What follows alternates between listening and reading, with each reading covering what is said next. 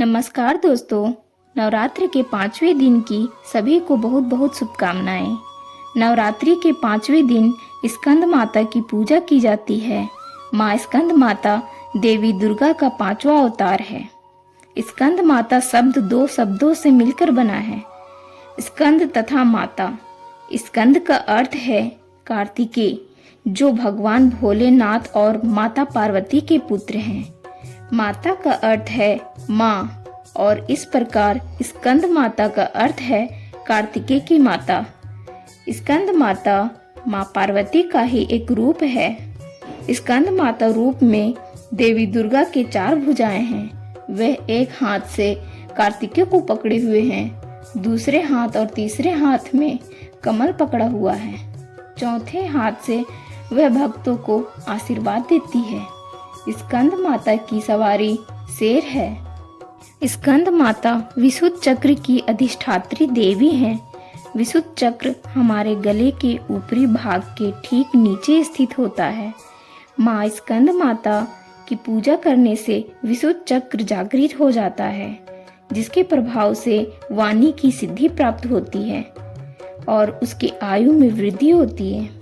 स्कंद माता की आराधना करने से 16 कलाओं और 16 विभूतियों का ज्ञान होता है। आइए शुरू करते हैं स्कंद माता की कथा। सती द्वारा स्वयं को यज्ञ में भस्म करने के बाद शिव भगवान सांसारिक मामलों से अलग हो गए और कठिन तपस्या में लीन हो गए। उसी समय देवतागण तारकासुर के अत्याचारों से कष्ट भोग रहे थे। तारकासुर को वरदान प्राप्त था कि केवल भगवान शिव की संतान ही उसका वध कर सकती है, लेकिन बिना सती के शिव का संतान नहीं हो सकता। यह सोचकर सभी देवता भगवान विष्णु के पास मदद के लिए गए, लेकिन विष्णु जी ने कहा, इस स्थिति के लिए आप सब स्वयं ही जिम्मेदार हैं।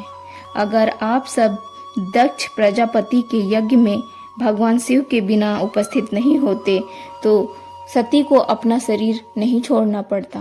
उसके बाद विष्णु जी उन्हें पार्वती माता के बारे में बताते हैं, जो आदि शक्ति माता सती के अवतार हैं।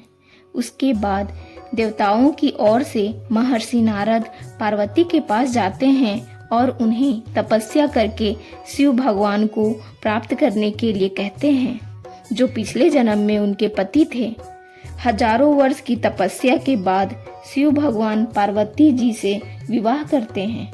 भगवान शिव और माँ पार्वती की ऊर्जा से मिलकर एक ज्वलंत बीज को पैदा करती है। जब तक वह बीज शिव भगवान की संतान नहीं बन जाती, तब तक अग्नि को सरवाना झील में सुरक्षित रूप से ले जाने का काम सौंपा जाता है। बीज से निकलने वाली गर्मी अग्नि के लिए असहनीय हो जाती है और वह बीज गंगा माँ को सौंप देती है, जो उसे सुरक्षित रूप से सरवाना झील में ले जाती है। देवी पार्वती ने तब जल स्रोत का रूप धारण कर लिया ताकि वह बीज की सुरक्षा कर सके। इस प्रकार से 6 माताओं द्वारा देखभाल किया जाने के कारण 6 मुखी वाले कार्तिकेय जन्म लेते हैं। वह बड़े होकर सुंदर, बुद्धिमान और शक्तिशाली कुमार बने।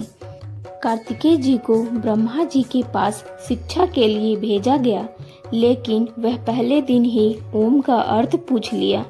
ब्रह्मा जी ने उन्हें 12,000 श्लोकों में अर्थ समझाया, लेकिन कार्तिकेय जी को संतुष्टि नहीं मिली। उन्होंने शिव भगवान से वही प्रश्न पूछा। फिर शिव भगवान ने 12 लाख श्लोकों में उन्हें ओम का अर्थ समझाया। वहां से भी असंतुष्ट होकर उन्होंने स्वयं को 12 करोड़ श्लोकों में ओम का अर्थ समझाकर संतुष्टि प्राप्त की। शिक्षा प्राप्त करने के बाद देवताओं के सेनापति के रूप में उन्हें सभी देवताओं ने आशीर्वाद प्रदान किया और तारकासुर के खिलाफ युद्ध के लिए विशेष हथियार प्रदान किए। कार्तिकेय भगवान ने तारकासुर को एक भयंकर युद्ध में मार डाला। इस प्रकार माँ स्कंद माता को एक सर्वश्रेष्ठ बच्चे की माँ के रूप में पूजा जाता है। स्कंद माता की पूजा करने से भगवान कार्तिकेय की भी पूजा स्वचालित रूप से हो जाती है, क्योंकि वह अपने माँ के गोद में विराजे हुए हैं। उनकी पूजा से सुख, शांति, समृद्धि और मोक्ष प्राप्त होता है। तो दोस्तों, स्कंद माता की ये कथा आपको अच्छी लगी हो तो लाइक, कमेंट, शेयर और सब्सक्राइब जरूर कर दें। अब अगले वीडियो में माँ कात्यायनी की कथा लेकर आऊँगी। धन्यवाद।